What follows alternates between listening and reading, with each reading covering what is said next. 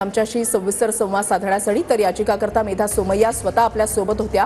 मेधा सोमय्यांच्या अब्रू नुकसानीच्या या खटल्यामध्ये संजय राऊतांना दोषी ठरवण्यात आलेला आहे। 15 दिवसांची कैद आणि 25,000चा दंड त्यांना ठोठावण्यात आलेला आहे। आणि आता थोड्याच वेळात किरीट सोमय्या यांची सुद्धा पत्रकार परिषद होणार आहे।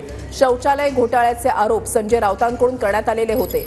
संजय राऊतांच्या जामिनाची प्रक्रिया जी आहे ती सध्या कागदोपत्री प्रक्रिया ही कोर्टामध्ये सध्या सुरू झाली। आताच्या घडीची महत्त्वाची बातमी आपण पाहताय। सुषमा अंधारे स्वतः आपल्या सोबत आहेत। अंधारेजी, आता राऊतांच्या जामिनाची कागदोपत्री प्रक्रिया जी आहे ती सुरू झाली आहे। मी तेच सांगितलं की प्राथमिक स्तरावरच्या न्यायालयाने निरीक्षणं नोंदवली, त्यांचा आदरच आहे, त्या निरीक्षणांचाही आदर आहे। पण याचा अर्थ असा नसतो की रस्ते लगेचच बंद झाले। म्हणजे मगाशी कुठल्या तरी चॅनलवर मी ऐकत होते, नील सोमय्या बोलत होते आणि नील सोमय्या मोठ्या आयटीत सांगत होते की आमचा न्याय व्यवस्थेवर विश्वास आहे।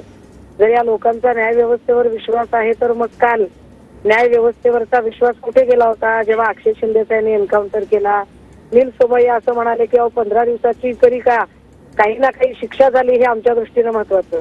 जर नील सोमय्या आणि भाजप नेत्यांच्या दृष्टीने काही ना काही शिक्षा झाली हे महत्वाचं आहे असं वाटत असेल तर मग अमित शहांना तडीपारीची शिक्षा झाली होती। मग तडीपार अमित शहा असं सातत्याने म्हणायचं का? आम्ही सुरू करू अमित शहा तडीपार किंवा सन्माननीय तडीपार अमित शहा असा त्यांचा उल्लेख केला जाईल, असं नसतं काही। न्याय व्यवस्था आहे, बहुस्तरीय आहे आणि जे काही म्हणणं मांडलं त्याच्यावर आम्ही आमचं म्हणणं वरिष्ठ न्यायालयामध्ये मांडू ना। वरिष्ठ न्यायालयामध्ये आम्ही आमची बाजू मांडू। ठीक, आता जामिनाची प्रक्रिया होऊन जाऊ देत पूर्ण। ठीक, धन्यवाद अंधारजी, तुम्ही आमच्याशी सविस्तर संवाद साधण्यासाठी।